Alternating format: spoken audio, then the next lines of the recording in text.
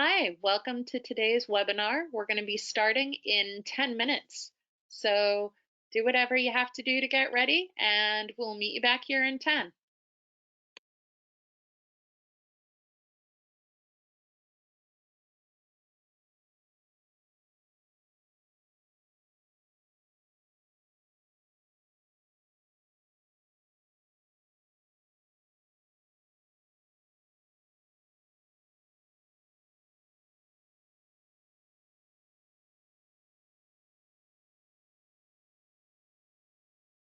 Hello, welcome to today's webinar on garden planning. My name is Deborah, and I'm a volunteer at the Minnesota State Horticultural Society. If you're not a member of MSHS, now is a good time to join. Members receive not only our award-winning magazine, but also discounts at nurseries and greenhouses, free webinars, and more. Your membership dollars allow us to bring great programming like this to all of you. Just a few housekeeping items before we begin. You are attending the webinar today in listen-only mode. So you will be able to hear our presenter, but we cannot hear you. That way there won't be background noise. If you have questions for our presenter, you can type those in on the panel on the right side of your screen.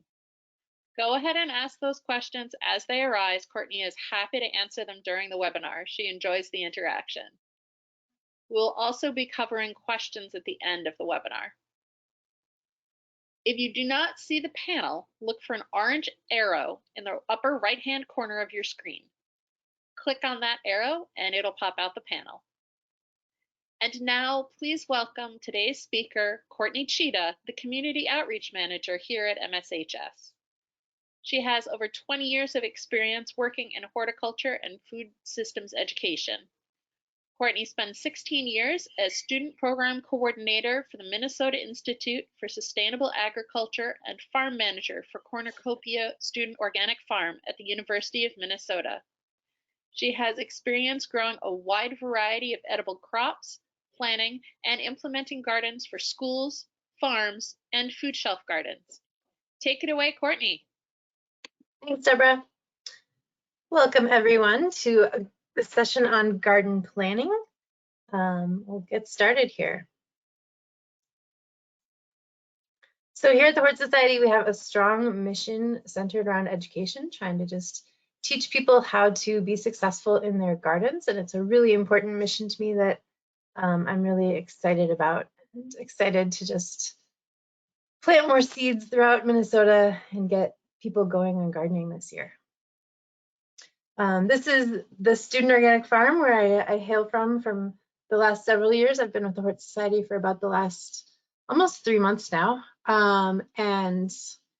We had about 6 acres of certified organic land that we were growing a wide variety of different things on. That's a picture of me with peaches. Growing peaches is one of my favorite things. And actually really just planting peach trees and then getting to harvest them, pruning them once a year. Is really exciting. I'm hoping to put another peach tree in my backyard this year. So I'm going to launch a poll here just to get us started and just kind of find out where people are at in the process. If people are done with their garden plan for this year, if you have kind of a rough idea of what you're going to grow and where you're going to grow it, or if you're just getting started. So I'm going to let this go for just a minute or two here, and then we'll share the results. So far, it looks like a large percentage of you are kind of in the, I have a rough idea of what and where I'm going to grow. That's exactly where I'm at. I'm actually installing a bunch of new raised beds in my backyard this year. I am starting some straw bales because I've never done straw bale gardening, and I figure now's the time to start trying that. So it's just kind of fun to just have a rough idea, just getting started. So it looks like about 8% have their garden plan done, 67% or so have a rough idea of what's going to go where, and 25% are just getting started. So that's great. Okay, I'm going to close that. So you can just see those results, which is kind of fun.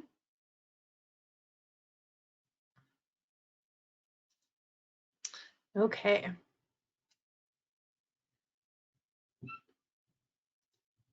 So getting started, I think one of the most important things to start out with thinking about is sort of your site and assessing how much light you have. Food crops really, really need sunlight.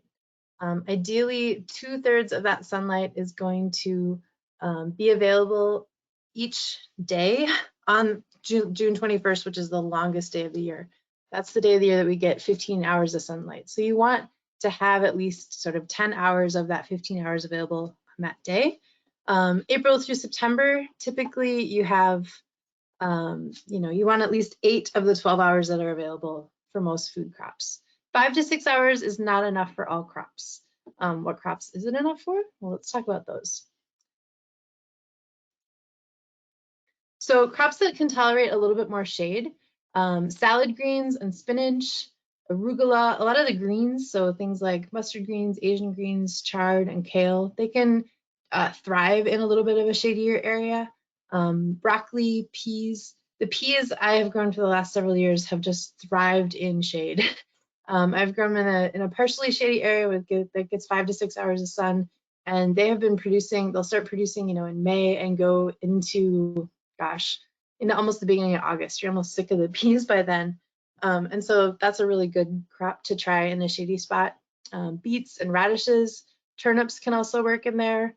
Scallions, herbs. Pansies are also another good kind of flower for shady spots. So you often get a lot longer of a bloom time on them than if they're in full sun. And then those kind of cucurbic crops, those vining crops that like squashes and cucumbers, those are really like ancestrally sort of understory plants to begin with. And so they can do well in a shady spot. So then I think it's important to think about, once you've assessed what kind of light you have, thinking about what you like to grow and what do you want to grow. I think that it's important to think about, are there certain varieties that you want to grow that are hard to find? I really, really love heirloom tomatoes, and I have like my laundry list of my favorite heirloom tomatoes that I know if I don't start those seeds myself, I'm not going to be able to find those varieties in the farmer's market or at the grocery store. I love Romanesco. That's that weird fractally looking vegetable there that's kind of a cross between broccoli and cauliflower. It has a really yummy nutty flavor to it when you roast it. I love those. So growing those would be important to me. Shallots are a crop that, is a higher value crop. And so it can be really kind of expensive if you have to buy it. And it's super easy to grow. So thinking about growing, crops that are high value that might be expensive in the grocery store, that you can grow easily are definitely ones to think about. And then, thinking about things that are easy. Eggplants are really easy. Again, you want to make sure that you're growing the variety that you want. Do you want the orange pumpkin ones? Do you want the big purple ones? Do you want the long, skinny, white or green ones? You have lots of options. So thinking about all those things. And I think it's important, like I don't love eggplant, so I don't know that I want to grow eggplant. So making sure that you're growing things that you like is really important.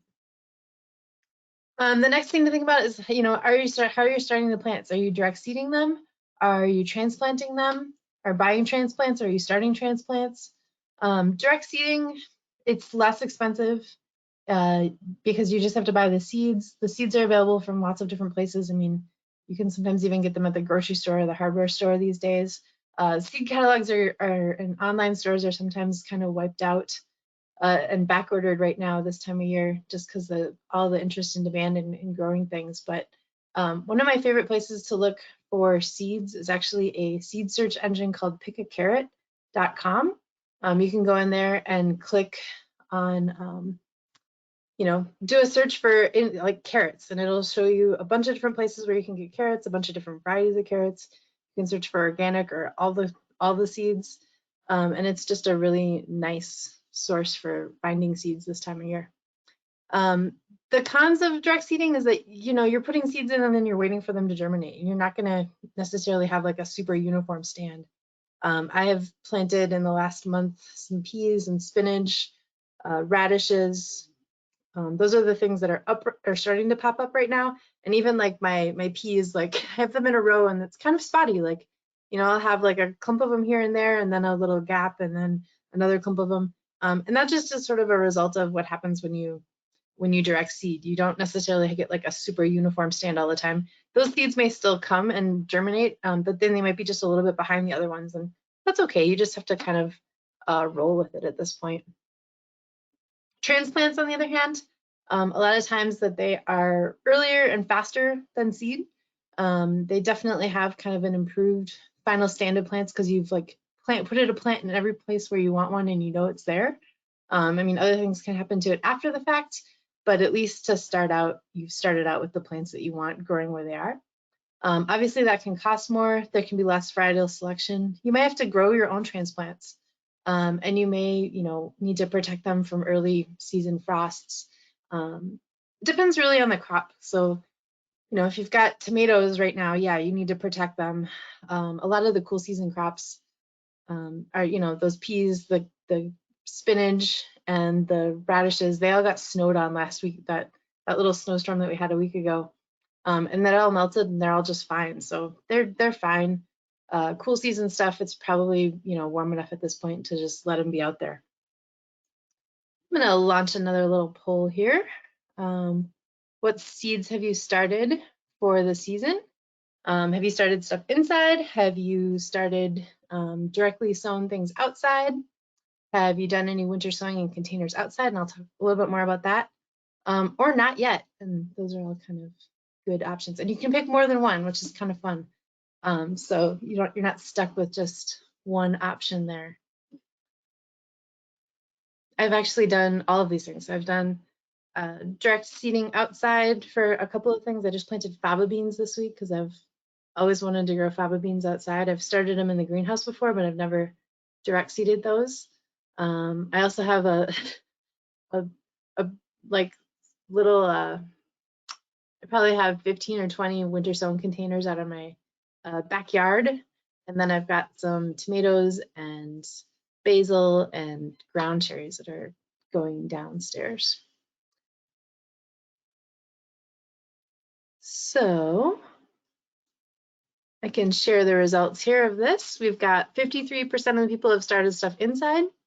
We've got 31% have direct sown outside, 12% have winter sown in containers, and 38% not yet. So that's great. It's definitely not too late. Still lots of time to do all of those things. So this is winter sowing in case anybody wants to know more information about that. Basically, you take a milk jug, you kind of cut 3 sides of the milk jug around so you have kind of a hinge by the handle. You poke a bunch of holes in the bottom, fill it up with soil, put some seeds on the top, tape up the sides, set them outside, take the lid off, let them get rained on, let them get snowed on. Make sure that they have enough water. So if the soil is starting to look kind of dry, water them. I've been watering mine probably every other day outside just to make sure that they have enough water. And then what happens is it acts as like a little microclimate mini greenhouse. And as the air temperature warms up, the soil temperature warms up, and then those little seeds will start to germinate and grow. And then they're kind of perfectly timed so that when it's time to plant those plants outside, they're the right size and all ready to go. So I've got spinach that's just about ready to be transplanted. I've got kale and broccoli, cabbage, all growing. I've got some herbs and flowers as well. So it's just kind of a fun thing, and you can do this now. It's actually probably about the right time to start warm season crops too. So you could actually plant tomatoes and peppers, eggplants, even ground cherries. They'll be a little bit behind the ones versus the ones if you'd started them inside. But I think that they would still catch up with plenty of time. That's something that I kind of need to still experiment with just to see how well that works going forward. Thinking about planting, outside, you've got kind of grid or row spacing as an option. There's also sort of the biointensive or hexagonal planting method. I really, really love this idea. Basically, instead of growing kind of things wide apart, you grow things more intensively so that there's less room for weeds to grow. The idea is that at maturity, each plant would have just enough room around it so that it can be mature and just barely touch the plant next to it. So they're not really, every plant has just the right amount of room. This 6-inch kind of spacing works well for things like lettuce, beets, turnips. There's a whole wide variety of plants that this can work really well for. You can kind of play with the different spacings if it's, you know, more dense for things that are even thinner like radishes, or things that are even a little bit further apart. I know I've done like fennel and scallions on like a 9-inch spacing in this kind of pattern in the past. Any questions that I need to check in with? Actually, we do have a few. Dawn wants to know, what was that seed search engine again? Yeah, I will put it in the chat. It's pickacarrot.com. Excellent. And just so everyone knows, you can access the chat in that panel on the right-hand side. It should be near the bottom. You can just click on the little triangle next to it and it'll bring it down. Excellent. Most of these other questions I know you're going to get to. I just have one other is, Shelley wants to know where you can find organic straw bales. I would check with like Mother Earth Garden and Eggplant Urban Farm Supply. Those are the two places that I've gotten them in the past. I think there's other places, like there's a farm supply store out on Highway 36 that probably has, I know that they have straw bales. I don't know if they're organic or not. I actually got an organic straw bale from Eggplant last year that was actually completely like wrapped in plastic, which was awesome because then I didn't get straw all over my car when I was transporting it. That was kind of an exciting development. Yeah. Okay. Well, then we'll keep. Great. And the rest of them we will get to. Okay, sounds good. So garden bed layouts, a lot of people probably already have their beds laid out, but if you're starting from scratch, I just want to give you some ideas. A lot of times, you know, you start with, people just have kind of long, straight beds that are anywhere from 2 to 6 feet wide, and then however many feet long you have to utilize. The raised beds that I'm building in my backyard are going to be about 4 feet wide, which is a little bit deep, but I want to have enough room to put like 2 rows of different things in there. But you know, these are pretty easy to prep with machinery. They're easy to harvest. They have a nice kind of neat and organized layout and appearance, but they can waste some space in terms of like your pathways and things like that. One option is to consider like a keyhole bed. So the idea here is that you have a bed where the space that you would put the key in is actually the pathway, and then the area around it is the bed. These are usually about, you know, at the most kind of 6 feet wide, where 3 feet into the middle of the bed is kind of from the tip of your nose to the tips of your fingers, and you can reach in and reach the middle from all of the sides. And so that's kind of a fun option to consider if you've got the space for that. It really maximizes the bed space and minimizes the pathway space.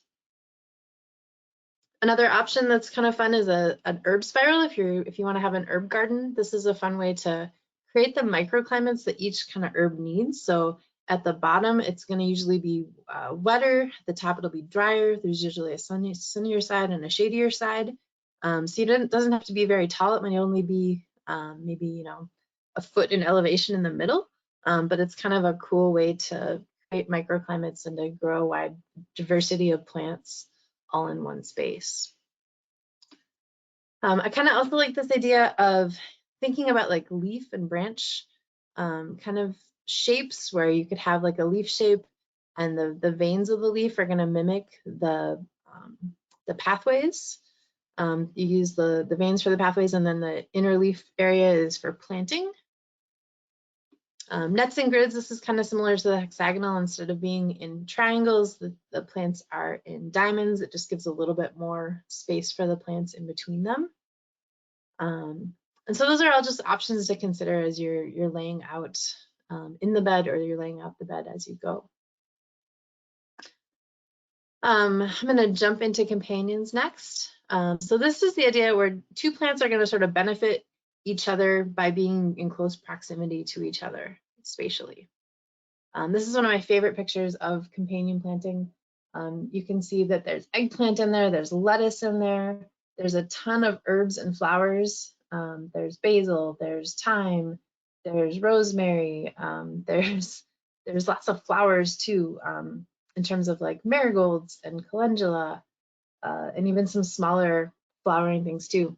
And I think that those flowers are so important in terms of creating beneficial insect habitat, and just, creating an environment that is densely planted and really beautiful as well. Where companion planting comes from is really fascinating. There's some of it comes from historical observation where people have like watched, like, hey, when I plant this next to this, they both do better. There's also some horticultural science and research behind some of the companion planting suggestions. And then there's some like crazy, like sensitive crystallization tests that they did in the early 1900s, where they like took the essential oils of different plants and like put them on paper and watched like how they interacted and made determinations on what things could be good companions based on that. That's a little on the edge of voodoo to me, or just not, as scientifically found as the other two options. So I tend to like want to suggest that you experiment a lot with these, figure out what works best for you. There's, I've tried a bunch of different companion planting options over time, and fennel is a great example where like all the books on companion planting say like fennel doesn't agree with anything and fennel doesn't do well, next to anything. It needs to have its own spot. And in my experience, fennel does just fine planted nearby other things. So you have to kind of take some of those like recommendations with a grain of salt, and try them for yourself. One of the most like ancient companion examples that we have is the Three Sisters gardens, from the Native Americans, where they have corn and beans and squash interplanted together. The idea is that the corn grows up and is kind of a stalk for the beans to climb on, and then the squash also is the ground cover around and kind of smothers the weeds around the other crops. This is a great example, and you can, take analogous plants. So you could substitute in maybe melons in place for the squash, or you could do other tall things in place of the corn, or even other vining crops in place of the beans. So that's a definite option to consider. There's a bunch of different reasons for companion planting. So you have flavor enhancement, where borage and strawberries, the borage helps bring in the pollinators that's going to pollinate the strawberries, but it also can help make the strawberries even taste better. Basil and tomatoes are another one. If only we could grow that mozzarella in with the basil and tomatoes as well, but they enhance the flavor, and that's kind of a good reason to think about planting companions. There's also the idea of kind of security through diversity and hedging your investment. So planting a wide variety of crops together, something's going to work. So here we've got beets, broccoli, and radishes, and these work really well together because the radishes are going to grow up first, and they're going to be out of there really fast. The beets are going to be probably the next thing, and then by the time the broccoli needs more space, those other two crops have already been pulled out, and that's kind of a nice option. There's also, utilizing different layers. So here we've got eggplant and carrots. The eggplant is kind of a big bushy plant, doesn't have a huge root structure that is growing underneath the ground, and the carrots have kind of long, the long skinny roots, and kind of more feathery foliage up above. And so you can kind of utilize both layers, the underground and the above ground, and let those crops kind of intermix a little bit, but they're both going to thrive in that environment. Nurse cropping is another great example of kind of a reason to companion plant. I always plant my radishes and my carrots together. I dig one little furrow. I, spread the radish seeds in the furrow. I spread the carrot seeds in the furrow, and then I pinch them shut. The radishes come up really fast. Usually by, a month in, the radishes are ready to be harvested. And at that point, carrots can be really slow to germinate. And usually by the time the radishes are ready, the carrots are maybe like 2-3 inches tall. And then you've actually doubled the amount of production you're getting from that space just by having the carrots and the radishes growing together. Onions and lettuce can do a similar thing where you can get the lettuce crop to grow, and then it's gonna, outcompete any weeds that would be underneath and in between those onions. Onions aren't very weed competitive, but putting lettuce in there, you can harvest that lettuce and then leave lots more room for the onions to continue to mature and grow. Trap cropping is another option. So thinking about nasturtiums, can attract aphids. So sometimes if you have like basil that you're wanting to pull aphids away from, you could put nasturtiums in there. If you're trying to grow the nasturtiums, that doesn't help you very much, but that is an option. I also think of like flea beetles with, arugula and radishes. They tend to be really good trap crops for flea beetles away from, maybe your kohlrabi or your kale or your broccoli, cabbage, things like that. So you can actually kind of deter the pests to go to a different crop, but just by putting something out that they like better. If you're trying to grow, the arugula and radishes, then you probably want to cover those with a fabric just to protect them from the flea beetles, but you can use them as a trap crop as well. Potatoes and beans, this is one that we tried for years and years, did lots of research on, and it just, year after year, we found that when we planted the potatoes and the beans kind of every other row, we ended up with a lot less Colorado potato beetles. Like there's something about the beans that mask the potatoes from the Colorado potato beetles. There's also supposed to be the alternate reaction too, where the potatoes are supposed to help keep Mexican bean beetles out of the beans. I haven't really seen those in Minnesota much at all, so I don't know if that works or not, but that's another option. The potatoes also tend to like pull a lot of nutrients out of the soil.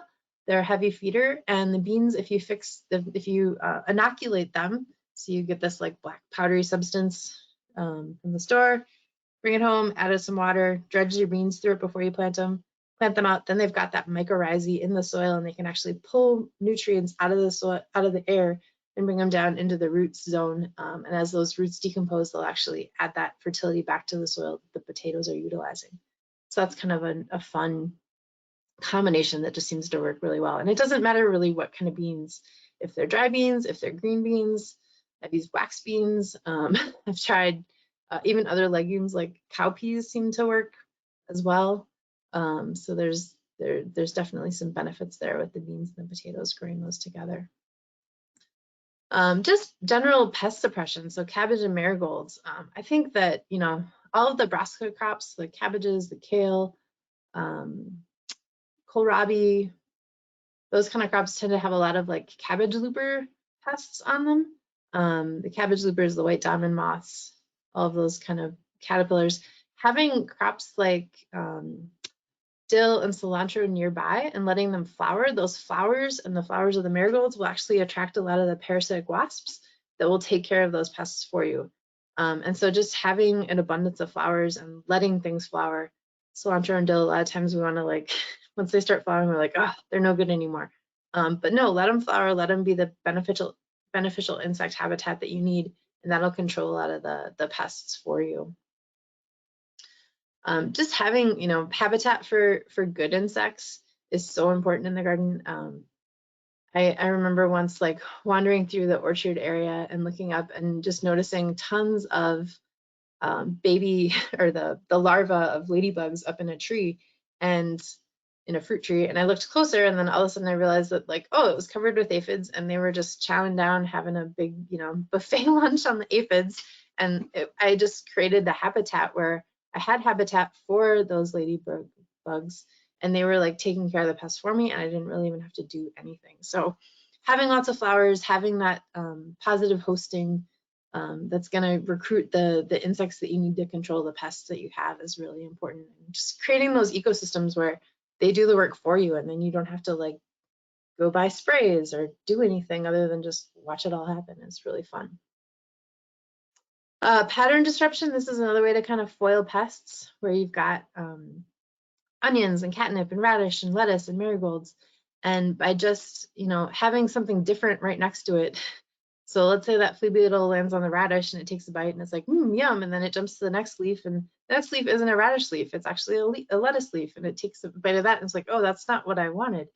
And then it flies away because you've disrupted the pattern. And so just having that diversity can be really helpful in the garden. There are a number of different ways to think about doing companion planting. You can kind of have row intercropping, where you have two crops that are grown together with at least one of them in rows. So here we have corn and radishes and carrots. The corn is in a row, but the radishes and the carrots are kind of sprinkled in amongst them.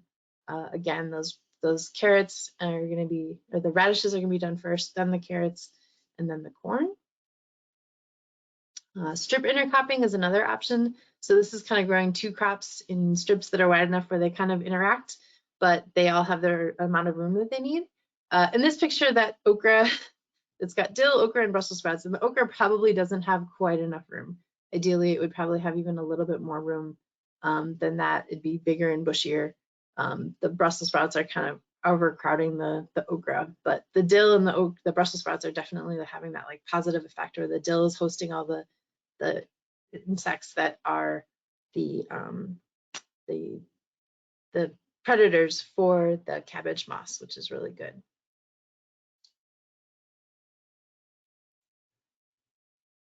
Mixed intercropping is another option, growing 2 or more crops together in no distinct row or arrangement. So here you've got leeks, radishes, and spinach. And so that's another good kind of option where, again, the radishes are going to be done first, then the spinach, then the leeks.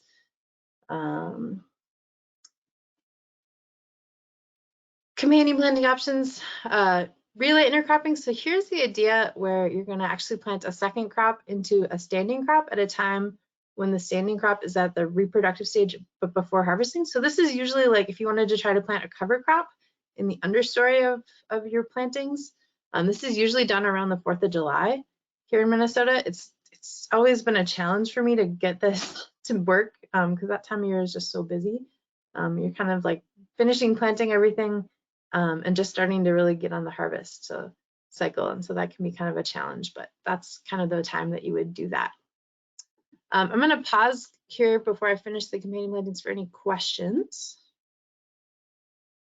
Oh, so many questions.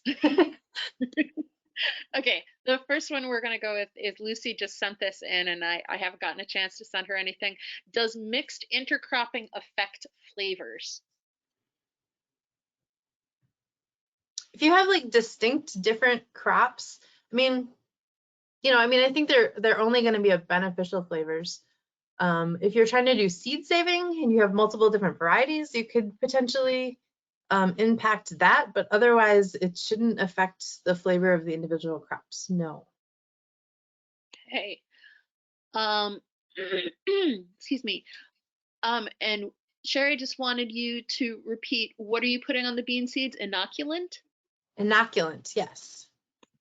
Okay. Garden inoculant, there's usually like different inoculants for different species of legumes, but usually there's like a garden inoculant for bean seeds that you would use. Or there's also an inoculant for peas. Those are probably the 2 main ones. Okay, and Rachel would like to know where you get it. I would check garden centers. You can also check seed companies. A lot of times the seed companies that will sell the bean and pea seeds you can also buy inoculant from. Okay, and Anne wants to know, are beans beneficial to potatoes grown in grow bags? If you have a lot of Colorado potato beetles, I would think about it. In a grow bag, you're usually, I guess it depends on too if you're reusing that soil from year to year, or if you're just like composting it or what you're doing with it. If you're trying to replenish the nutrients then in it, then yeah, it would definitely have a positive effect to put some beans in there as well. Okay. That could be really cool, having like beans overflowing out of the top, like pole beans or something. Yeah. And Vanessa wants to know, how do you grow beans with potatoes if you're hilling soil around the potatoes as they grow? I usually just have them nearby. So it doesn't like, it could be kind of like the next row over. It could be kind of, it doesn't have to be like right up next to it. Within, a couple of feet is more than enough usually. Okay. It's tricky, but it can be done, I promise. Anne wants to know, are there good online resources for intercropping advice? So it seems a little tricky, at least to me it does. I mean, I would say like play with it, and just, try different combinations and keep track of what works and what doesn't work. There's not a ton of like hard science behind it. There are a lot of books. There's like Carrots Love Tomatoes and things like that, but I don't know of any like great online resources. No. Okay, and the one other question that I'm gonna decide is in this section is how close do you place drip irrigation to placement of crop seeds? You want to do them pretty darn close. I mean, I Like do it within an inch like or so, probably but drip irrigation usually like is gonna spread maybe 6 inches around it. So you want to be in that same zone for your seeds. So you don't necessarily want to be right on top of it, but you want to be right next to it if you can be. Excellent. okay. And the rest of these, yeah, I have a We'll come feeling back we're to getting to it. it. Okay. Oh, wait, there's one more seed question. Yeah. Um, Independent brick and mortar stores in the Minneapolis area with the widest variety of seeds. I suggested checking our discount partner list, but Yeah. do you know anything off the top of your head? I have not been out and about, so I do not know, unfortunately. If other people have suggestions, they could definitely put them in the chat. Yeah. Okay. I think that, places like Bachman's, places, Wagner's, um, places, garden centers are going to have a good variety of, seeds. Okay, and the rest of them we will get to in a bit. Let's Okay, keep going. sounds good. Cool, thanks. Just a couple more examples of companion planting before we get to the next section. This is another one that I really like, this idea of using kind of teepees or trellising, where you've got things growing up the outside and then other things growing inside that can tolerate a little bit more shade. So having lettuce growing underneath cucumbers or growing beans or peas outside with cabbages or Asian greens on the inside. And the idea is to just really interplant flowers with everything. It's really beautiful, and it makes for good habitat. This is an example early on at the farm where we had like probably even a little bit too much. This was the first year where we were really experimenting with this, and you can see each one of these little stakes was a different crop. So it was cosmos, corn, bush beans, pumpkins, broccoli, marigolds, chard, kohlrabi, more chard, more catnip, and it was just kind of a little crazy and insane in terms of just almost too much. We almost had it was a jungle towards the end of the season where it was a treasure hunt every day to go see what we could find to harvest, but it worked really, really well, and it sort of had this overflow to the whole area, even where we weren't doing the companion planting, where we had just an overabundance of insect pollinators and good insects to really be predators for the bad pests, and that worked really well. Okay, I'm going to keep going into crop rotation, and then we'll pause in a little bit for more questions. So crop rotation is the idea that you have two crops that are different botanically. They're not going to make the same demands on the soil for nutrients, and they're not going to share the same pests or insects or diseases that are grown back to back. So, you might have tomatoes that you're growing one year, and then the next year you want to put something that's not in that nightshade family after it in that same spot. I know this can be hard in small gardens because you've only got like one good sunny space for tomatoes, but and we'll talk a little bit about what you can do, to sort of if you can't do crop rotation, what to do. But ideally, you're rotating your crops around so that you can create a really healthy environment for your plants. At Cornucopia, this was the crop rotation that we used. We just said we weren't going to plant the same crops from the same family back to back in the same season or from season to season. So it's really important then to know which crops belong to which families. And there are a bunch of families. There are these are mostly the main vegetable families, so brassicas, cucurbits, alliums, umbels, chenopod's or goosefoot, legumes, selenium or nightshades, poaceae or grass, and then the aster family. And here's just an example of like a 3-year crop rotation. So the first year in a space you would have roots and bulbs, then the next year you would put fruits and seeds in that area, and then leaf and stem the 3rd year, and then you'd go back the 4th year to the root and bulb kind of section. So just going through those families and kind of who belongs to what. You have the mustard or the brassica family. So this is your broccoli, your cabbage, your kale, collards, mustard, cauliflower, Brussels sprouts, pak choi, bok choy. All those Asian greens are typically in this family. Turnips, radishes, those are in this family as well. Cucurbits, these are all your kind of vining crops. So things like cucumbers and squashes, pumpkins, zucchinis, gourds, melons. They're all in this family. Allium, these are your onions and your shallots, scallions, garlic, lilies, leeks. The goosefoot is primarily just chard, spinach, and beets. There are a couple other weedy relatives in there that you might see, like pigweed and lamb's quarter in your garden, but those all belong to this family. The nightshades, the tomatoes, potatoes, eggplant, and peppers. Legumes, so this is beans, soybeans, peas, peanuts, clovers, and vetch. Jicama, fun fact, is also a legume, which never makes sense to me, but it is, which is kind of fun. Grass family, this is corn, popcorn, wheat, rice, oats, and rye. The umbel family is carrots, parsnips, dill, parsley, cilantro, and celery. And so what you do is you take those families and you can kind of create a crop rotation using them. So in this simple crop rotation, you've got brassicas that are followed by root crops, that are followed by legumes, that are followed by kind of the others, that are followed by the cucurbits. And sometimes it works well to just kind of have a catch-all like others if they don't distinctly fall into one of the other crops families. And so the idea is that you're just, not repeating the same family back to back. You're kind of spacing out which crops use which nutrients. I'll give you some more examples here. So this is another one where you've got legumes, roots, fruits, and leaves, and you're rotating them in a 4 kind of year rotation.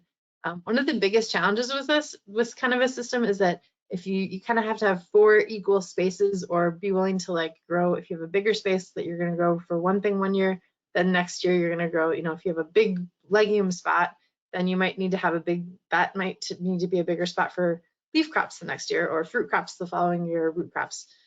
So thinking about that can be kind of a challenge, but it can work really well. Here's another example. So this leaf or legumes, leaves, roots, and fruits. So this just gives you an idea of kind of what the nutrient needs are for that rotation. So the legumes are going to fix nitrogen when you add that inoculant. The leaves are kind of using more of the nitrogen versus the phosphorus is getting used up by the fruits, and the potassium is used by the roots. So this just gives you an idea of how that visually would work going around in the garden. You can also do it just based on nitrogen use, where you've got heavy feeders, you've got medium feeders, light feeders, and heavy givers. So those legumes are the heavy givers. The light feeders are more like the roots and the alliums. The medium feeders are greens and brassicas, and then your cucurbits, nightshades, pumpkins, and corn can be heavier users. And that gives you an idea of what visually that would look like as well. If you've got a bigger garden, you might even want to think about having like 2 different crop rotations happening side by side. And so here you've got like brassicas that are going to move to where the corn and the pumpkins were, and then the legumes and the roots, and then the alliums, or another one with greens, cucurbits, a fallow area that might be cover cropped, and then a nightshade area that would rotate around as you go. And with crop rotations, I think it's really important to just kind of keep a record of what you planted where. They can be as elaborate and complex or as simple as you want. With us, at one point we had like an 11-year crop rotation that we were trying.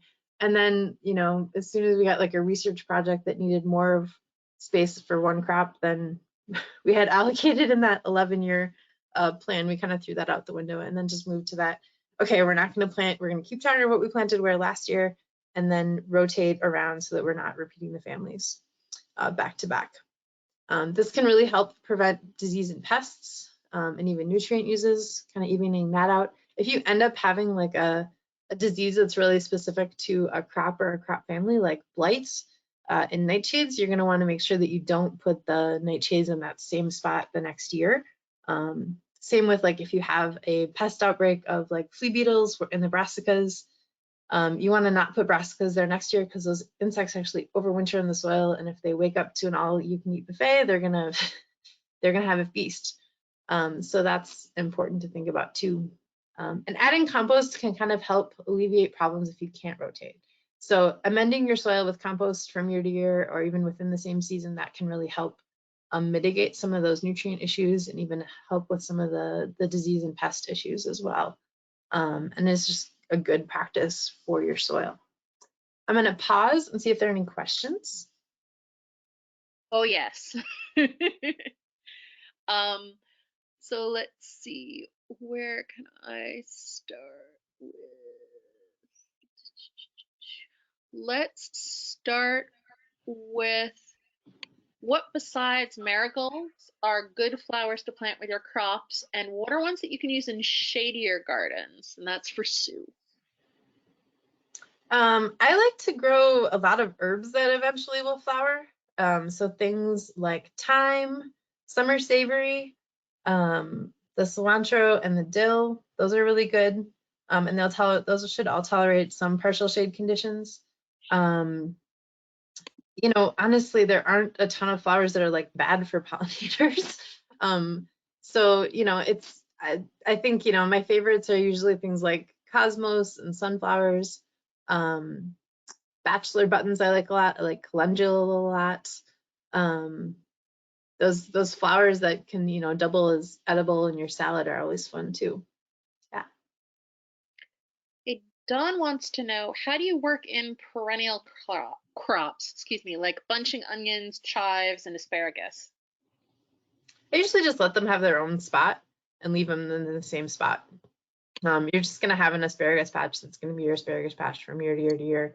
And you're not really going to move that or rotate it around. You can always amend that soil with compost, but perennials don't really work with rotations. It's way too much work to move them. Yeah. Okay. And Vanessa has a complicated question. Please talk about balancing crop rotation with intercropping, companion planting, and other strategies that mix and match the plants in a particular area. Yeah, so typically, like if I was going to do the beans and the potatoes in an area, then wherever I planted that the next year, I would want to make sure that I wasn't planting more nightshades or more legumes in that same spot the following year, or I wasn't following them by those crops. So the other thing with the companion plantings that you can also do is kind of, group them together and then just kind of clump them and try to just mix and match so that they aren't repeating the same pattern. It can get kind of crazy. And if I have we'll talk about successions here in a second, which is going to even doubly compound the planting plan. But I think that, also like using companions that are flowers kind of can nullify some of those, issues because flowers are either usually in the composite family or they're in their own family that none of the vegetable crops belong to too. And so that makes that easy as well. Okay, we have a bunch of timing questions, which I'm going to hold for the end. Okay, sounds good. So go for it. Okay, so successions then are this idea of growing different crops back to back within the same season, so that you can have like a continuous harvest of something. So you're basically like using the same space for multiple crops, and the timing of those crops so that you have, like, if you want to eat fresh salad greens from your garden all season long, how do you do that? And so you can do that in a number of different ways. Typically, you're going to want to basically start with, different crops and then plant them throughout the season. So with the lettuce example, oftentimes I would plant lettuce like every 2 weeks in the garden so that I can have a continuous harvest of them. But then, you've got, when that first batch of lettuce is done, instead of just leaving that be like an empty spot for the rest of the season, you want to put something else in that spot so that you can, have more harvest and you're utilizing all your space to maximize production. So the idea is that you could have like spinach followed by lettuce, followed by radishes, or peas followed by parsnips, or cilantro followed by radishes, followed by lettuce. And it's really easy to do with short season crops. There are a bunch of crops that, you're just usually going to put one planting of them in per season and just let them go, and you're not going to really do this with them. So here's like tomatoes, winter squash, edamame. These are like long season crops that typically have a long time in the garden, and there's just not a lot of time on either end to really plant something on either end. You could push it. There's no reason why you couldn't put some radishes in right now and then wait till June 1st to have your tomatoes be planted and get a harvest of radishes in before then. But for the most part, you're looking at shorter season crops that you can do two-way successions with. So peas followed by carrots, or spinach followed by eggplants, bunching onions followed by chard, turnips followed by, or lettuce followed by turnips. In Minnesota, we can even get like a three-way succession for some crops. Peas, broccoli, spinach, bok choy, bush beans, lettuce, spinach, cucumbers, radishes, onions, radishes, lettuce, radishes, carrots, spinach. You get the idea. And there's even some four-season kind of trickery that, or four-way, options that you have. Garlic's kind of a cheater crop because that one doesn't go in until October. So if you can get, peas, bok choy, and spinach in, and then put your garlic in October, that kind of counts as four crops. But otherwise, spinach I like to grow at the very beginning of the season and the very end of the season. Otherwise, during the middle of the summer, it tends to bolt and just not grow very well. We have too many hours of daylight for it to really succeed. And so it works best if you can kind of squeeze it in at the beginning of the season or the end of the season. Pea shoots are another one. They take like 14 days to grow from when you plant them. And so that can be a really quick crop to throw in and just have a nice, something different coming out of the garden later in the season. Scallions, lettuce, spinach, radishes. You can see there's just a lot of different options. And basically, we have, 175 days between April 20th and October 15th. That's kind of, it's not quite to our frost-free time. Like we could still get a frost between April 20th and May 15th, but typically all of these crops, if you planted them now, they're going to be fine. They're not going to really balk at even a little snow or a little frost. And so they work to you can stack these to get to that 175 days, and making a plan is kind of fun. So how do I plan? I make a list of the crops I want to grow. I kind of allocate how much space is going to be needed per crop. I think about the frequency of planting. So if I want to have lettuce every 2 weeks that I plant, I gotta have to make sure I have room for that in my garden. I figure out what the first planting dates are going to be, and then what the subsequent planting dates are going to be for those succession crops, and map out the space just to make sure I have enough room. And then I make a plan that's by the week. So the first week of the year is January 1st. I know that the 15th week of the year is right around April 15th. The 40th week of the year is right around October 1st or 15th or something like that. And so I go by the week and I make my list of things I'm going to do each week throughout the season. And then I keep records so that I know what worked and what didn't, and then adjust the plan for the following year. And I find that really works well. If you try to give yourself okay, April 23rd, I'm going to go out and do this and this and this and this, and then you missed it, you can beat yourself up over that. Versus if you give yourself a whole week, and even if you get behind by a week, it's not that big of a deal. You have to have some flexibility in there. So I'm going to have one more poll question here, and then we can take a bunch of questions. What will you try this year? Are you going to try companion planting? Are you going to try successions? Are you going to try crop rotation? And this is another one where you can choose more than one. So that's kind of fun. And you can also add some questions into the chat if you have them. And we'll get to those in just a second. And we have a little bit of time for questions, so that's nice before we're running over.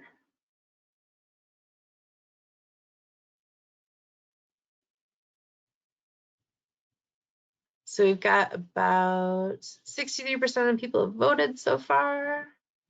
We'll give it just another couple of seconds.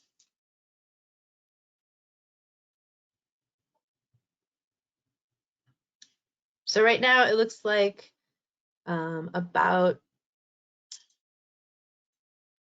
79% of you are going to try companion planting. Awesome. 48% are going to try crop rotation, and 63% are going to try successions. Excellent.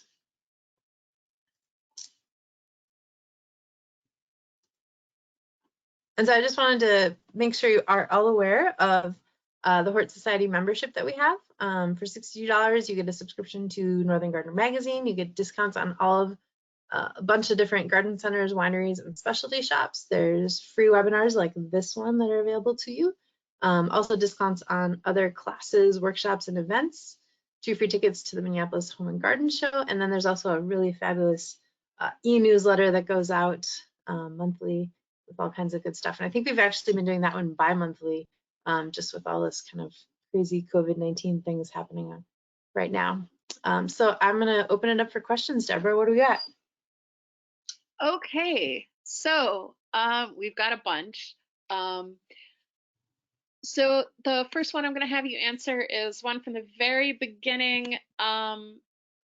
Is Anita says that she'd be interested in hearing what variety of peach tree can be grown in Minnesota and where they can be purchased.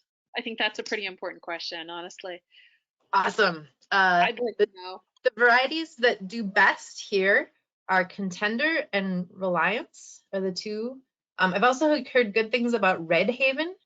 I have a friend in Richfield that has a Red Haven peach tree. And they don't get quite as big as other peaches from other places, but man, they taste just as good when they are ripe and ready to go. I would check garden centers. I know Eggplant carries peaches. I believe Mother Earth Gardens does. I believe I wouldn't even be surprised if like Bachman's or places like that also carry them.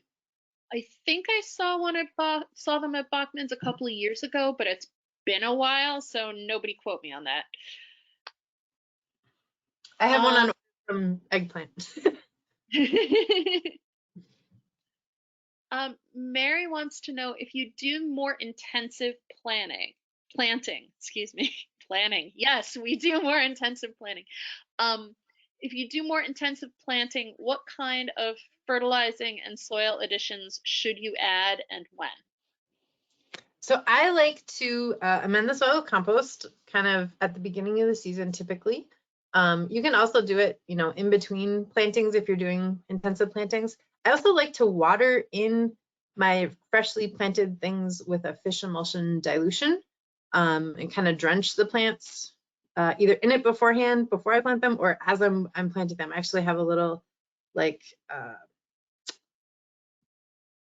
hose, end of the hose sprayer kind of thing that I can actually put the fish emulsion into and then dial it to like, you know, 2 ounces per gallon and then water the plants in with that. That's definitely the easiest way to do it. I find that that adds just a little bit of fertility when they're getting started. You get a lot less transplant shock and just happier plants that do better with that.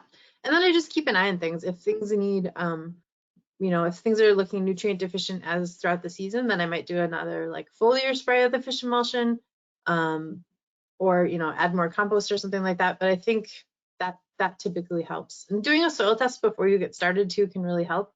The U of M soil test clinic is still open. You can mail in samples. They'll mail you back your results. That's a great way to do that. Okay, we are going to get to the rest of the questions, but keeping in mind that some people need to leave at 1, I'm just going to make a little last announcement, and then we will get to the rest of the questions that you guys are still sending, which is great. Thank you, Courtney. Thank you, everyone, for attending today's webinar. Once we're done here today, you will be getting a survey, and we would really appreciate it if you would complete it and give us your feedback. And you'll also receive a follow-up email within 24 to 48 hours with a link to view a recording of today's webinar. So if there's anything you want to miss or anything you missed, anything you want to go over again, you'll be able to do that. So on behalf of the Minnesota State Horticultural Society and all of us here, thank you for joining us today. Stay safe, and we're gonna answer some more questions, or I'm gonna read questions. And Courtney's going to answer them. Okay, so the next one is from Susan, who's on the shore of Lake Superior and really wants to grow basil, but it doesn't grow well. Can she do it in a pot? How do we cheat this? Basil likes it warm. It's really a warm season crop. So anything that you can do, I might suggest using a low tunnel. So taking some kind of structure, you can bend wire, you can use electrical conduit to make like a frame, and then putting plastic over it is a really great option to hold more heat in up there where it's kind of chilly. So that would be a great option and probably the easiest way. It doesn't have to be real big, but that, you probably want it at least kind of a low tunnel, 2 to 3 feet high, just to hold the basil in and to keep that heat in better would work well. Okay. Jennifer wants to know, can you address any timing differences between the Twin Cities and Zone 3B, like in Walker? I mean, you're gonna have a shorter season for sure, which I'm sure you experience in terms of planting things out. But and I think things are just gonna be, it's gonna take longer to warm up, and it's gonna get colder faster. So condensing those things, but they should still, it still gets plenty warm up there. So Do you yeah. know how much of a difference there is, or? I mean, I want to say that usually what we can plant here May 15th, they have to wait till June 1st, would be my best guess. Okay. So 2 to 3 weeks. Yeah. Okay, cool.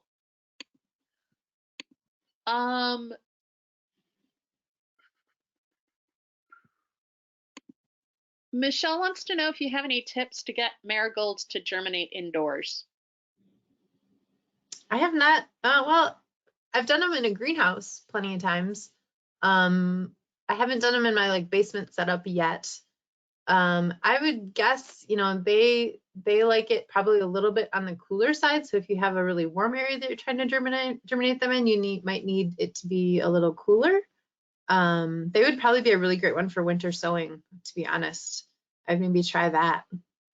Sort of like cheating and doing it outside, but still in a container that you can easily, transplant from. Okay. Carolyn wants to know, have you ever planted annual rye to control weeds between rows? We planted rye early on. I actually like white Dutch clover a whole lot better than rye. Rye can be tricky in terms of getting it to winter kill, or it doesn't really winter kill, it overwinters. And so then you're like So struggling with trying to get rid of it in the springtime. Versus annual in name only. clover. What was that? Annual in name only. Well, yeah, I mean, yeah, it can be a challenge. But white Dutch clover is so easy. You just mow it in between the rows.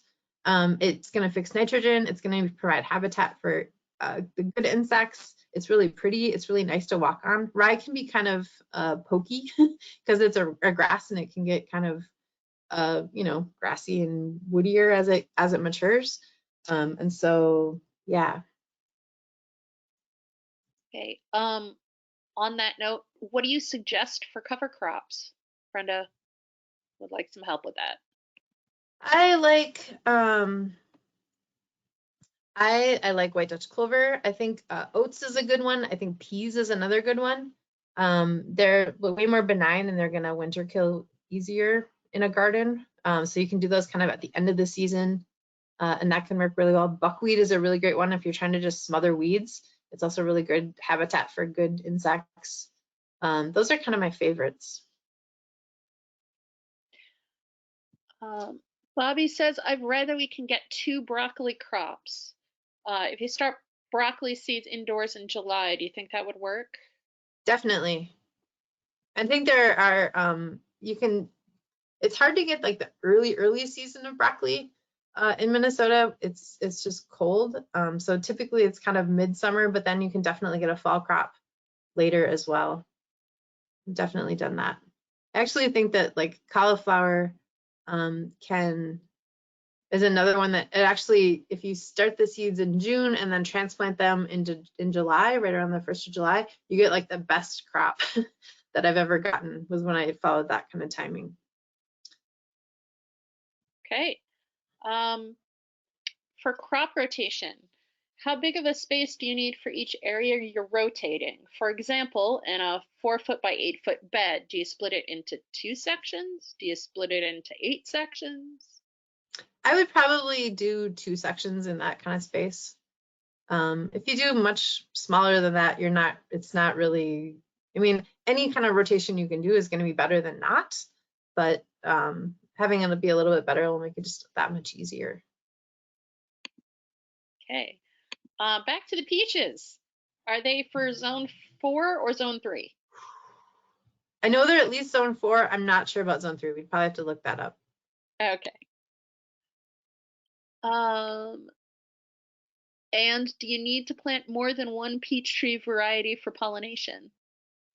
I actually don't think you do. I have a neighbor across my alley that has, I believe, just one peach tree and has gotten good peaches for years, and she just has one. So, yeah. I think everybody listening to this now desperately wants peach trees. I know I do. But, I mean, I have for a while, but I'm with you. They're in a time investment. You're not going to have peaches the first year. It'll probably take even 3 or 4 years, but then they have consistently produced for me for several years. Last year was the one year that like was a bad peach year and I didn't get any peaches. But I'm hoping this year is better.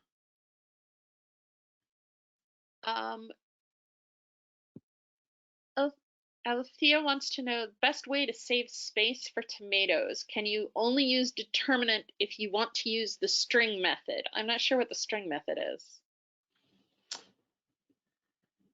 I think like determinant are going to be more compact and smaller versus indeterminate are going to keep growing. I mean, you can do a lot with pruning with tomatoes. You can prune them down to kind of 1 main leader, and that would save you some space with either determinant or indeterminate. You just have to give it more room to grow up.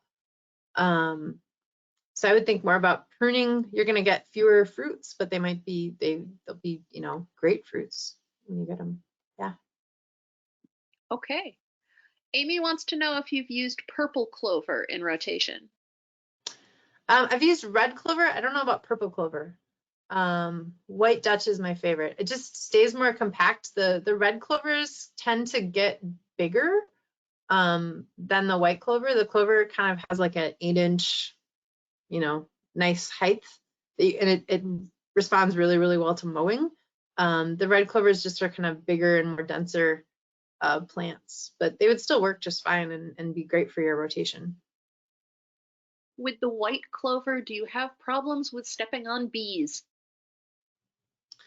If I have stepped on a bee, I've never noticed it. Like I've never been stung by a bee from stepping on clover.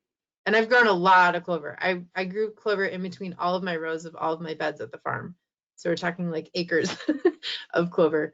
And I've never had that problem. So as long as you have shoes and you're not walking barefoot through the garden, yeah. Fair enough. Okay. Kylie would like to know if you have any suggestions for keeping gophers out of the garden. Boy.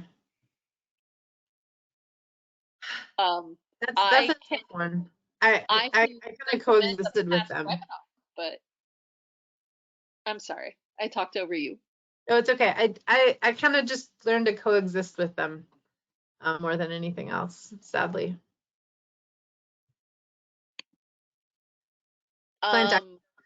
Know that they're gonna chomp on stuff. Yeah.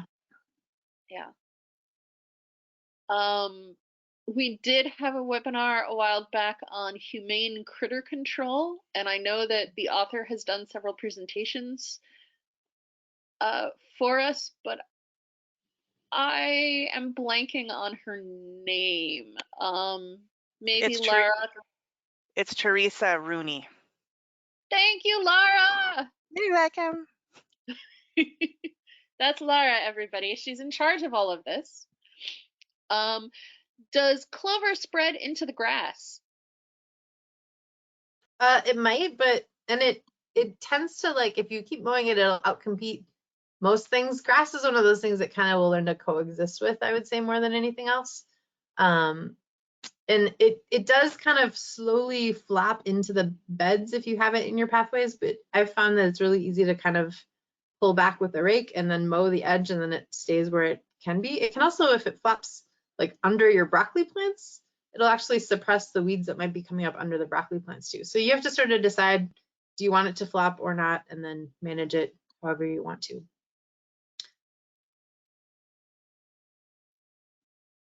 Okay. Michelle wants to know, should I put my butter lettuce and arugula outside in their containers now? And what about herbs? I would say, most of those cool season crops can go out now with no problem. Herbs, if it's basil, I would definitely keep it inside for a little bit longer. If it's, a perennial herb, throw it out. It's going to be fine. Oregano and thyme, things like that should be just fine. Even I've got cilantro that actually has reseeded in one of the beds that's coming up already. It's a couple inches tall already. So it's fine. Yeah, I would think most of the herbs will be fine. The lettuce should be fine at this point. Okay. Rebecca would like some pepper suggestions because she has the same problem that I've had, which is you buy the plant and the fruits aren't ripe by the time snow hits. Yeah, that can be tricky. Definitely starting out with healthy plants at the beginning of the season can be helpful. Giving them as much heat as you can. So maybe putting a low tunnel over it can be helpful in terms of they're really like that heat, and they need a lot of heat to flower and produce fruits and have those fruits mature. The other trick that is to just like low tunnel before the frost is coming, to go through and actually harvest them all and bring them inside and kind of like let them sit at maybe room temperature-ish, and that on newspaper or something like that in a single layer, and then you can actually keep ripening them inside too. I'm sorry, you said a low tunnel, right? Yep, a low tunnel. So the like under plastic. And it's important to be able to sort of vent those sides and pull those up, so it does get good air circulation and you're not creating an oven. But the peppers, they really like the heat. So anything you can do to increase heat is going to be a good idea.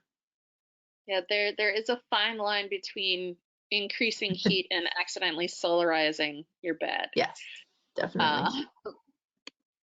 And Sue, who has been waiting so patiently since the beginning, she says, my garden is a water trough from Fleet Farm and measures roughly 8 foot by 3 foot.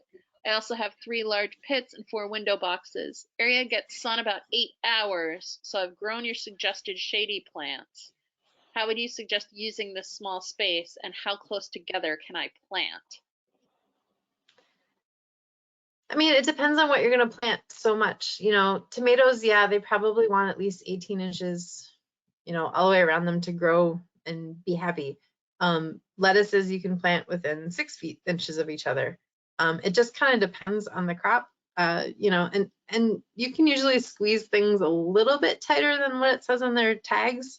But just experiment with it, and if stuff seems like it's getting, smothered from each other, you might just have to harvest things sooner. Okay. And the only other question we have is a technical question on webinar playback. So Lara, if I could get you to take care of this one.